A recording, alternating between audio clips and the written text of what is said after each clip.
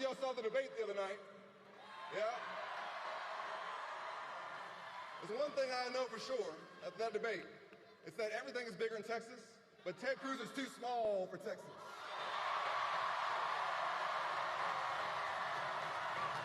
He's too small.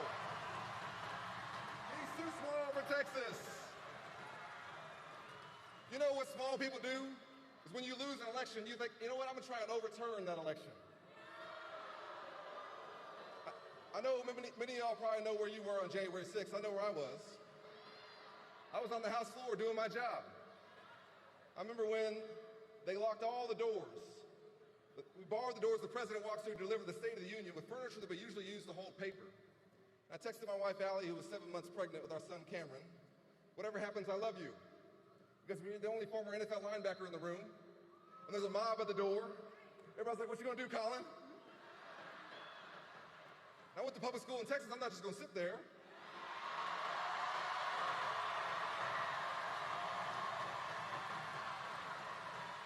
So I took off my suit jacket. And I was prepared to defend the House floor from that mob. That's what happened. At the same time, after he'd gone around the country lying about the election, after he'd been the objector to the results in Arizona, Ted Cruz was hiding in a supply closet. That's okay. That's okay. I don't want him to get hurt by the mob. The point is, there shouldn't have been a mob. There shouldn't have been one. And if you summon one, and then you run for United States Senate, you gotta lose your job. That's what you gotta do. And he's too small for Texas, because when 30 million Texans were relying on him, when the lights went out, he decided to go to Cancun. Can you imagine that? Can you imagine that? If your neighbor needed help in a crisis, you would go check on them. Can you imagine having the privilege and the responsibility of representing our great state, and a crisis hits our state, and you think, I need to go check out the Ritz-Carlton in Cancun? You wouldn't do it. I'll tell you what, if you did, and you ran for office again, you gotta lose your job. That's what's gotta happen.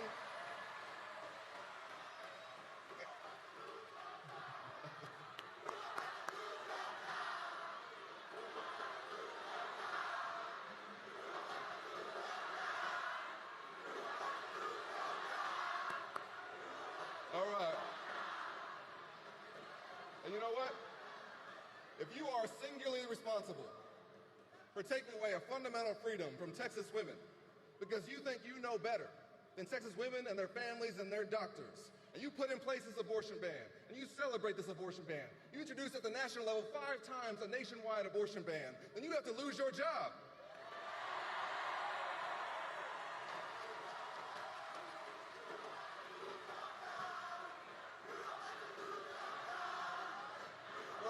Texas women, for all the Texas families, You know, Allie and I have been blessed with 2 healthy babies in Dallas in the last 5 years. I can't imagine if at one of our appointments, the doctor would come in and says, a problem with the baby, or with my wife, but there's nothing I can do, because Ted Cruz thinks he knows better. That's not who we are. There's one thing I know about us as Texans, and I'm a 4th-generation Texan. It's that we believe in freedom, and this is not it. So here's what we're gonna do. Here's what we're gonna do, Texas. In 10 days, we're gonna beat Ted Cruz. In 10 days. And when we do, we're gonna make Roe v. Wade the law of the land again. No more of this. That's right. Beat Ted Cruz.